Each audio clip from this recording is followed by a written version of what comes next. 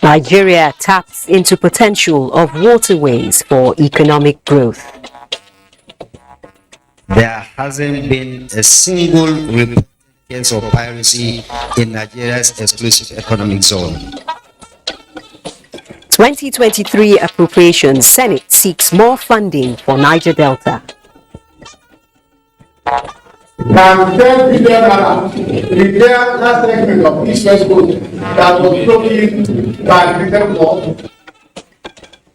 Ahead of 2023 general elections, political parties keep strategizing for victory.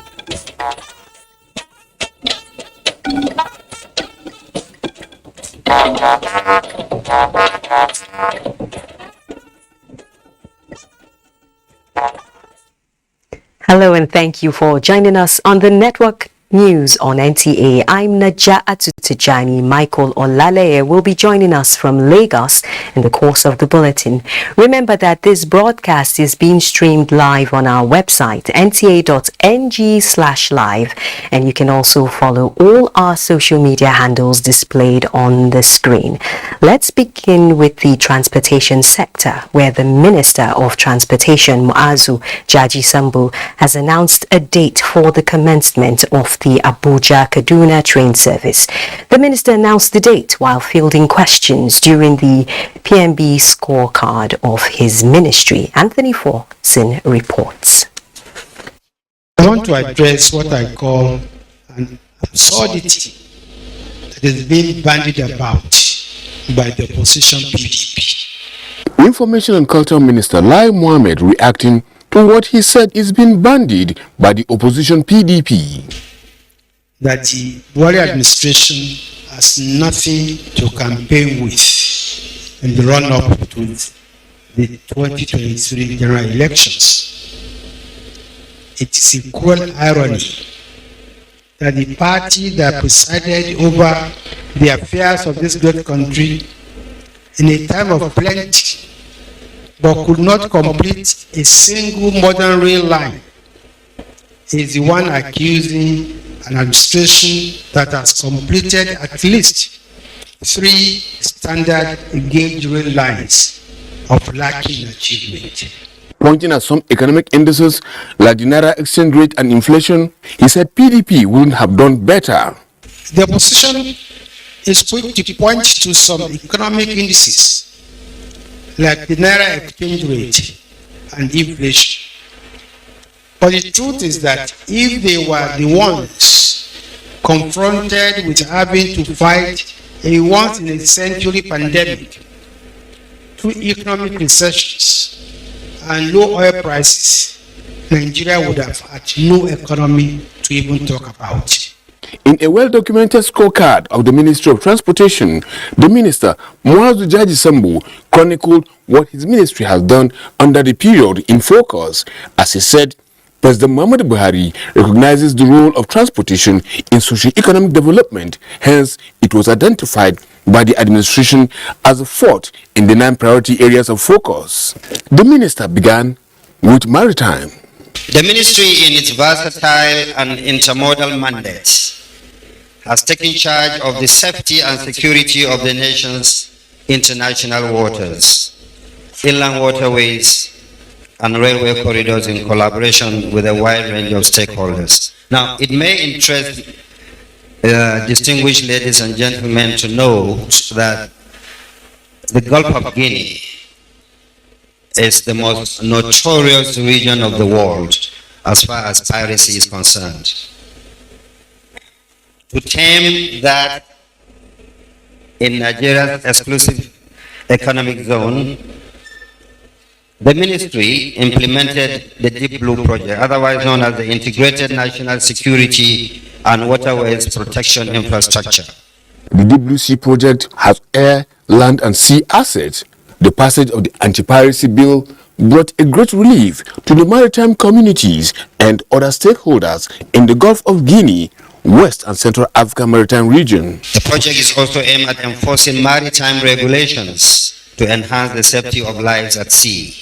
The development of inland waterways transportation was also identified as a viable alternative mode for supporting economic growth. This administration has also taken inland waterways very seriously as an alternative, indeed a viable alternative mode of transportation.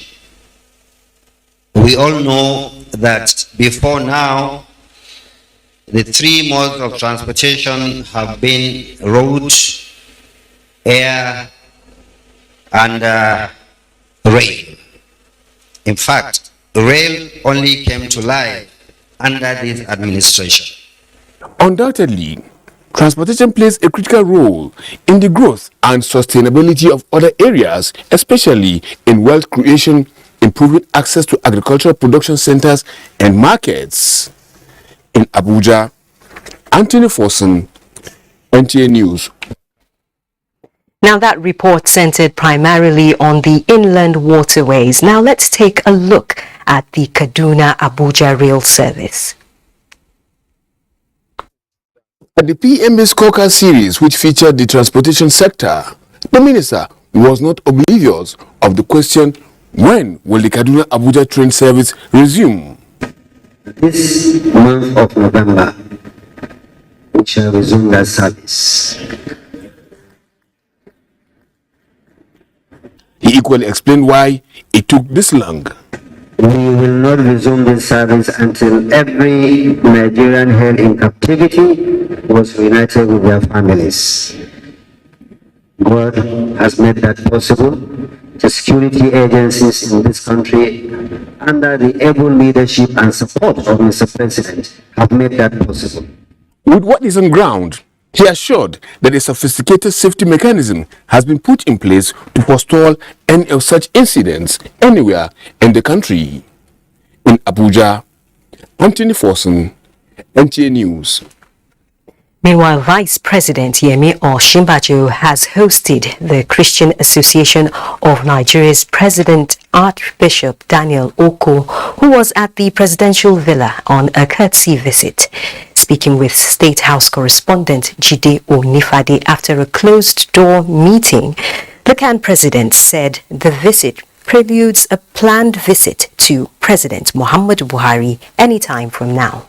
Of course, you know that CAN is an ecumenical movement, and we're still working towards Christian unity, and at the same time working towards engaging other sectors of Nigeria for the purpose of building a united and virile country. The Archbishop was accompanied by Pastor Sheyi Malomo, chaplain of the Aso Villa Chapel. The Senate Committee on Niger Delta Affairs is seeking more allocations to the capital component of the Ministry of Niger Delta Affairs in the 2023 appropriations.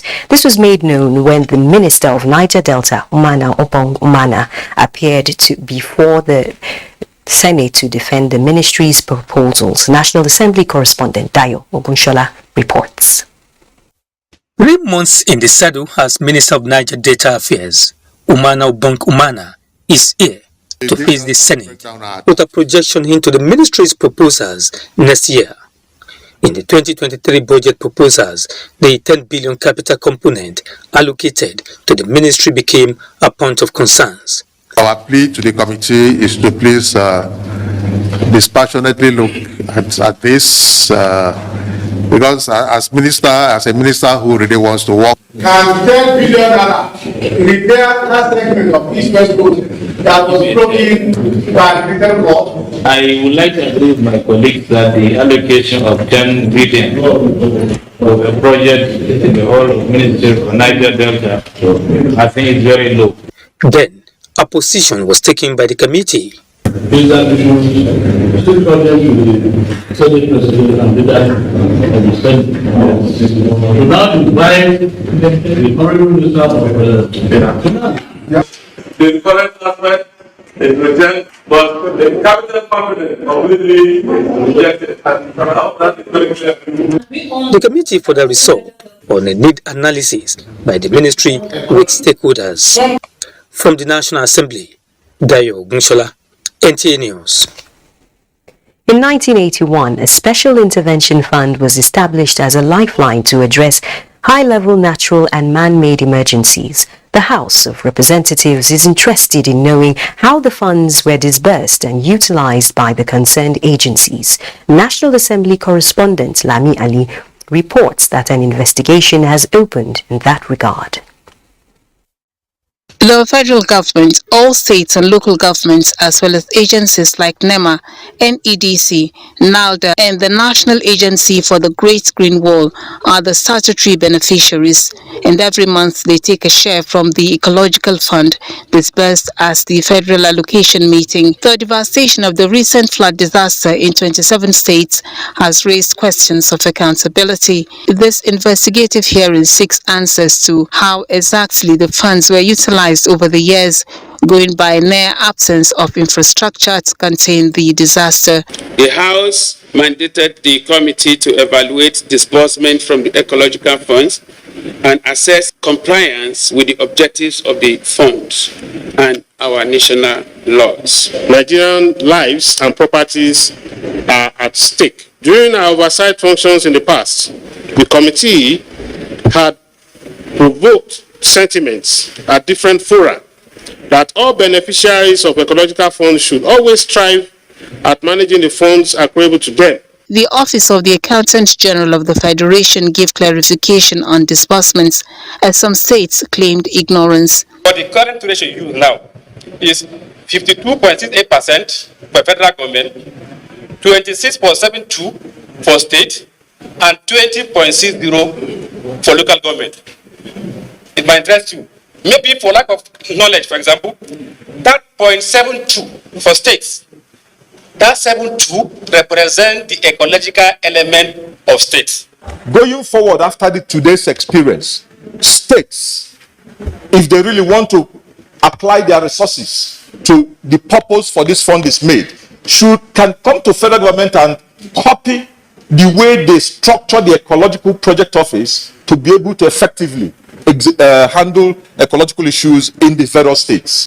The committee has invited heads of some federal government agencies to appear on Wednesday. Meanwhile, lawmakers from Rivers and Bayelsa states at the House of Representatives have urged MDAs in charge of providing relief and intervention in flood-affected states to ensure that victims across all locations are captured and assisted. From the National Assembly, Lami Ali, NTA News. Cooperate through a climate solidarity pact or perish in a collective suicide pact, United Nations Secretary General Antonio Guterres warns as world leaders meet for COP27 in Egypt. Onenge Fineface reports that the Leaders' Summit will pave the way for negotiations during the climate conference. Unprecedented floods ravaged states in Nigeria, compounding already difficult livelihood constraints for the likes of Uzaro John. Almost 100,000 naira. We pay for tipper to carry out cross the river. For her sake, the global community is in Egypt for the 27th Conference on Climate Change. It is a conference for implementation of all pledges, promises, and commitments made in the past to check the excesses of climate change. This is why I'm calling for a universal early warning system coverage within 5 years. And it is why I am asking that all governments tax the windfall profits of fossil fuel companies. Let's redirect that money to people struggling with rising food and energy prices and to countries suffering loss and damage caused by the climate crisis. Common themes resonating at this summit of world leaders are those of climate finance and loss and damage, where developing countries insist that those in the developed world whose industrialization activities generated the greenhouse gases that are warming the planet to support the adaptation efforts of developing countries. Although we contribute to the tune of less than 4% in terms of greenhouse gases, Africa is behind low carbon development. We're fighting for climate resilience. We think this has to be a goal so that we achieve carbon neutrality by a reasonable time frame. When delegates rise from millions impacted by climate extreme would expect never again to suffer this tragedy. In Sharm el-Sheikh, Egypt, Onengie Fineface, NTA News. This is the network news on NTA. Stay tuned for more reports after this timeout. Thanks for staying tuned. The new dimension of combating security challenges through kinetic and non-kinetic operations is yielding desired results, says the Minister of Defense, Bashir Magashi, who made this known at the 2022 Annual Defense Advisors and Attachés Annual Conference in Abuja. Defense correspondent Ismail Musa reports. These are Nigeria's defense advisors and attachés serving in more than 90 different countries across the world. This annual conference therefore provides an avenue for the Defense Intelligence Agency to review strategic policies aimed at managing the nation's security threats. All security agencies are encouraged to explore avenues within their respective systems to come up with innovations of identifying and confronting the challenges facing us as a nation. The smart approaches we have been employing are yielding positive outcomes. In the Northeast and Northwest, we have been recording a high degree of success in operations as well as satisfactory levels of peace and stability. With the transborder nature of emerging security challenges, the conference is focusing on sustaining Nigeria's defense and security, the role of the defense attaché system. As we all know, the terrorist group leverage on foreign affiliations to sustain their franchise. The need for international cooperation in countering the terror groups cannot be overemphasized. Defense attaché and advisors have done well to elicit this cooperation from their countries of accreditation and to deny the same support to our adversaries. The project for the expansion of the DIA headquarters from 3 to 6 floor structure was also flagged off. From the Defense Intelligence Headquarters in Abuja, Ismail Musa, NTA News. Away from defense, relief materials worth millions of naira have been distributed to flood-affected communities of Niger Delta Exploration and Production PLC, Dibabari Sedo Mamweki reports. The impact of the flood in Niger Delta Exploration and Production Company host communities has left the locals devastated with their buildings and farmland submerged. In a bid to ameliorate the sufferings of the flood victims, Niger Delta Exploration and Production Company distributed relief materials to host communities, ranging from consumables to non-consumable items. The company deemed it fit that at least in its own small way to be able to sympathize with the victims and also assist traditional rulers, the local government who have been battling to help the people survive. Receiving the relief materials on behalf of Ubasa Kingdom and other communities' representatives, His Royal Majesty Eze Felix Otuwarikbo thanked the company for their kind gesture and promised that it would be evenly distributed. But this is one company that has come out very bold and make this robust contribution to mitigate the suffering of our people. Today demonstrated that they are indeed a very responsible and responsive corporate organization. On behalf of the Odwa local government, we are saying thank you for coming to this time of pain, for ensuring that we ameliorate our suffering. Earlier, the company also extended their hands of fellowship to the flood victims of Emoha and the Kwere local government areas. It is expected that the relief materials will go a long way in cushioning the effects of the flood in host communities of Niger Delta Exploration and Production Company. In Port Harcourt, Dibabari Siedomaweke, NTA News. Meanwhile, Salbus Oil and Gas Nigeria Limited has inaugurated 5 retail outlets in the Federal Capital Territory, Abuja, out of which 2 are mega stations. The Chief Operating Officer of the company, Abdullahi Abu Masanawa, says the move is to boost the downstream sector in line with the company's retail outlet extension drive. Kenneth Nanim reports. Incorporated in 2003, the management of Salbus Oil and Gas Nigeria Limited is pointing to the inauguration of 5 retail outlets in the FCT, of which 2 are mega stations along Airport Road, Lube, and the Katambe area along Kubwa Expressway, as major feats achieved so far. With about 1,200,000 liters capacity and 320,000 nozzles to dispense the product. With 35 retail outlets nationwide, Salbus Oil and Gas Company is now well positioned to end the queues at filling stations to achieve customer satisfaction. We have already made arrangement now to load about 50 trucks that are dedicated to supplies in Abuja. We have a storage capacity of about 45,000 liters each in Ogara and Wari. So we don't envisage any break in the supply. Elisha is one of the numerous customers who took advantage of the availability of the product sold at government-regulated pump price of 175 naira per litre. Their pump seems to be very accurate and it's quite impressive. The mode of conduct that they allow cars in is quite very genuine, very transparent, and the filling station is on both sides, so all the tanks are serving. The company is confident that it will not be deterred by market forces to shortchange its customers. We are a law-abiding company, so we sell 1 liter for 1 liter. By the grace of God, we will make sure that we maintain that status. The Salbus Oil and Gas Nigeria Limited also is in the business of job creation and has over 800 trained staff strength, delivering quality service nationwide. Kenneth Nanim, NTA News.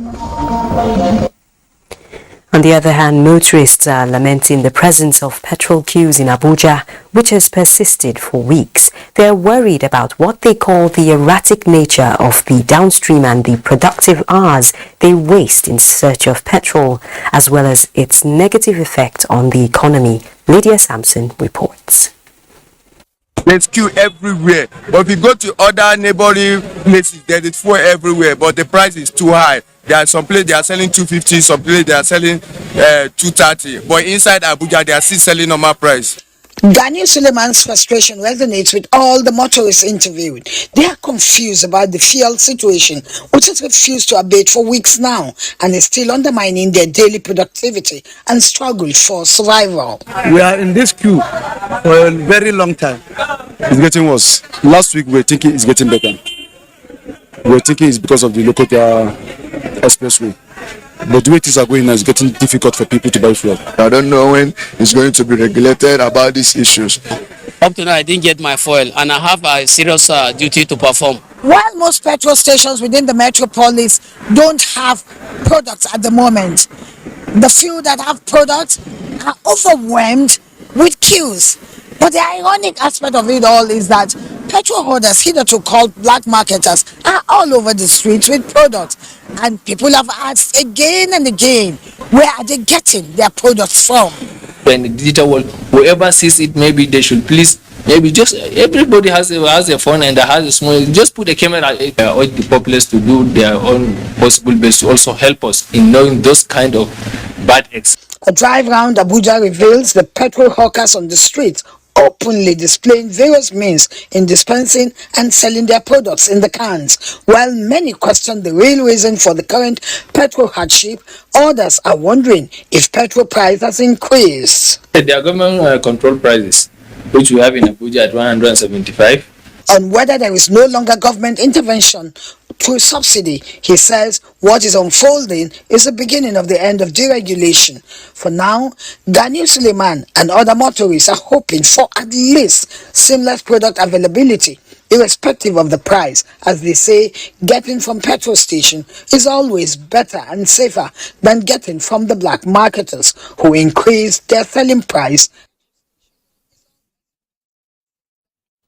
To judicial matters now. Judicial officers who will be adjudicating the 2023 post-election matters are in Abuja to prepare themselves for the task ahead. In the next 4 days, they will be brainstorming on how to ensure that all verdicts are in line with the law, as well as reducing conflicting judgments from the tribunals.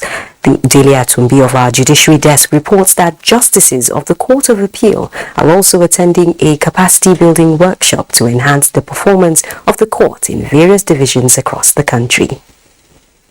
307 judicial officers are the ones to be empaneled as members of the National Assembly, House of Assembly and Governorship Election Petition Tribunals for the 2023 general election. Section 285 subsections 1 and 2 provide for the establishment of the tribunals to determine the validity or otherwise of the elections of candidates for the offices in the National Assembly, House of Assembly and Governor of any state. These tribunals served as trial court and their decisions are subject to appeal. Administering the oath of office on the judicial officers, the Chief Justice of Nigeria, Justice Oluka Odiaruwola, urged them to be upright in all their decisions. Both the Chief Justice of Nigeria and the President of the Court of Appeal charged the judicial officers to protect the integrity of the judiciary in all their decisions as they uphold the truth and dispense justice accordingly. I can confidently tell you that this is a weighty undertaking you have just signed before the Almighty God. I am saying this because as the Chief Justice of Nigeria, I will not condone any act of recklessness, abuse of power, and public trust. This is a real privilege, and your lordships must give a good account of yourselves. You must resist all and any form of pressure and influence, as well as gratification that may come your way.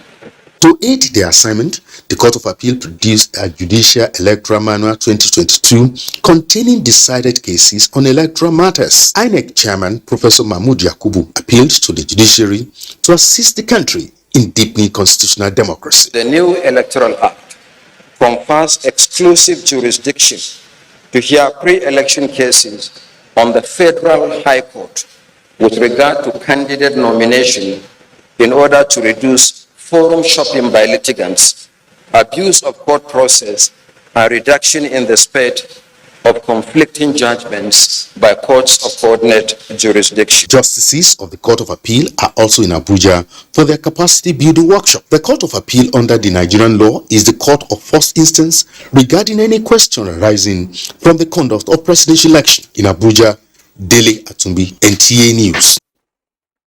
From Abuja, we'll now head to Lagos, where Michael is standing by with more reports. Head to Lagos, where Michael is by with Africa are in Lagos for a week-long arts and culture festival. Abdullahi Muhammad reports that rehearsals have already taken center stage.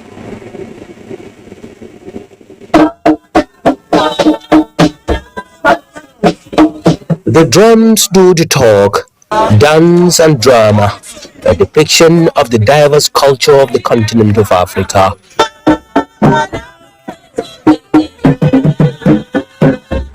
All in one of the sets and performance stages of the 35th Festival of Culture. Eco Festival. It all started here in Lagos when the Civil War ended with no winner, no vanquish. And it's back again to the same city, with culture as a tool for peaceful coexistence. Now, you cannot be talking of coexistence when the people don't interact, when the people don't meet. So that's why NAFES is a platform for everybody to meet and interact and put things together in the right perspective. And that is why we're having NAFES to integrate and bring our people together, appreciate and understand each other. The Ayo masquerade are Telugu dancers Coroso, and parades of Africa's beautiful fabrics will all have a chance on the stage as the festival lasts. But the rehearsals for the big event starts now, and Oshushu takes center stage. We talked about how united we were then and present now that there are a lot of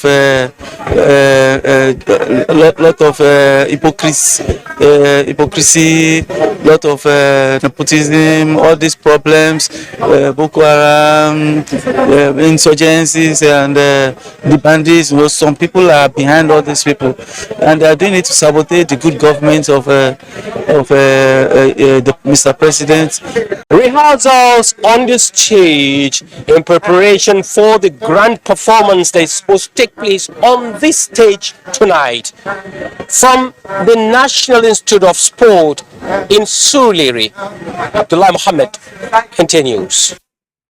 The much anticipated Black Panther sequel, Wakanda Forever, an American superhero film produced by Marvel Studios, was premiered for the first time in Lagos, Nigeria, with a cast and crew present. Amaka Owo reports that the movie projects African cultural heritage. Black Panther Wakanda Forever hits theaters soon. Cast and crew were in Nigeria for the first time to kick off continent-wide movie talent tour. This is the first time a Marvel movie is premiering locally with a large group of talents, filmmakers and press on hand for the black carpet rollout. It's really beautiful to be able to draw on some ancestral knowledge to create characters. We've never seen ourselves represented in this way before, and it's about time that we see it and we embrace it and we love it. The pride that I saw black people across the world, not just here, have, and even people who weren't black, just connected to it so richly. That to me is it's everything. The composer of the soundtrack, he's a great composer, and he really allowed us to bring in new artists, bring in new producers to collaborate with him and bring the sound of the movie into the real world. The stories from here need to be part of Hollywood, and I think that the audience is there for them. I think it just helps to further bring attention to Nigeria and what we're doing here on the continent. And it's a moment of pride. Who knows where we can go from here? Maybe part 3 will be shot in Nigeria. Wakanda Forever bridges the gap between the global film industries and the Nigerian ecosystem to project the vast cultural and material resources of the African continent. In Lagos, Amaka O, NTA News. The news will continue after this break. Please stay.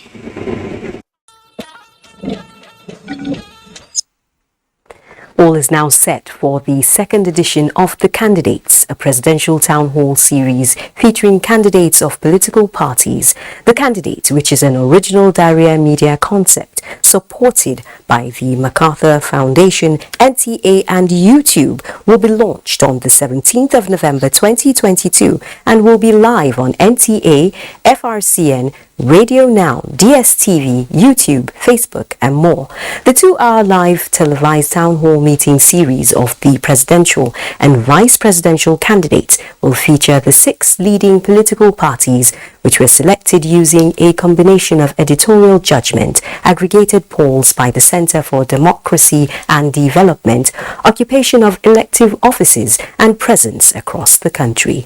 The candidates' presidential town hall will start with Prince Adewale Adebayo and running mate Yusuf Buhari of the Social Democratic Party.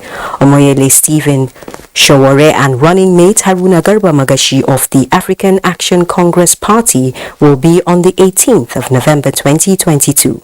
Rabiu Musa Kwankwaso and running mate Isaac Idahosa of the New Nigeria People's Party will be on 19th November 2022. Peter Obi and running mate Yusuf Detti Baba Ahmed of the Labour Party on 21st November 2022. Atiku Abubakar and running mate Ifeanyi Okowa of the People's Democratic Party 22nd November 2022. While Bola Ahmed Tinubu and running mate Shatima Kashim of the All Progressives Congress Party will feature on the 23rd of November 2022. Gadria Ahmed, who has been moderating presidential debates and town halls since the 2011 elections, will moderate each town hall of the candidates this year as well. An audience of 100 people for each town hall, including CSOs and the diplomatic corps, will be participating to provide an opportunity for Nigerians to hear directly from the candidates and to ask them questions on governance and nation building. Meanwhile, the All Progressives Congress presidential candidate Bola Ahmed Tinubu says his target is to build on foundations laid by the present administration in the area of agriculture by revamping all cultivable arable land across the country from 35 to 65% if given the mandate. This indication was made known at a town hall meeting with Northern Agro-Commodity Groups in Minna, with a promise to secure Nigeria with food sufficiency. Fatima Aliu reports.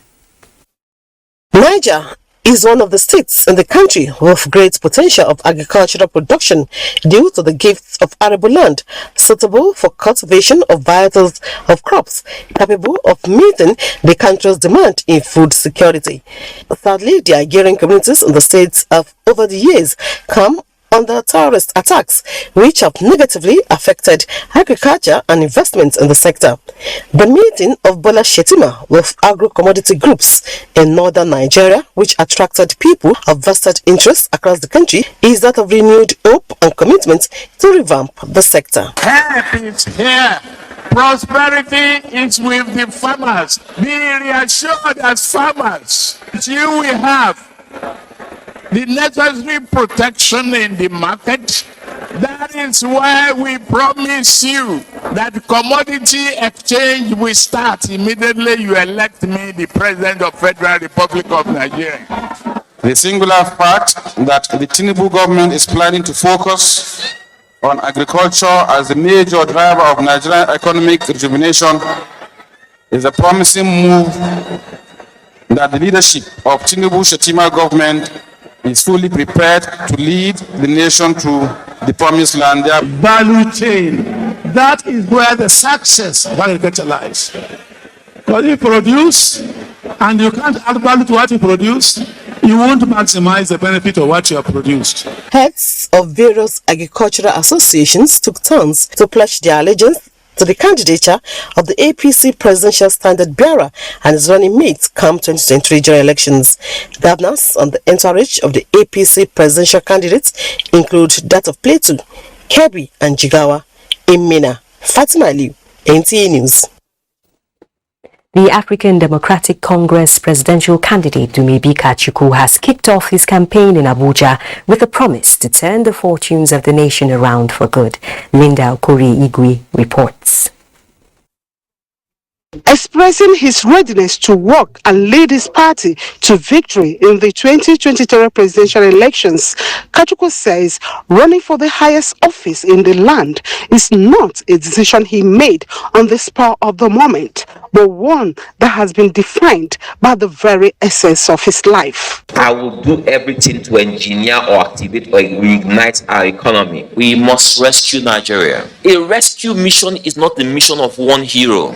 We must all be heroes in our personal spaces.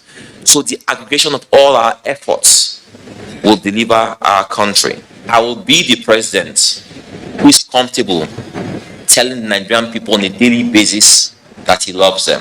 He challenges the citizens to define their common character as Nigerians and constitute a new nation. The sanctity and dignity of life will be restored under my watch. We must not let our basic decency as human beings be eroded. Our precious women will join us on the table of equality. Under my presidency, this office will serve and protect the Nigerian people.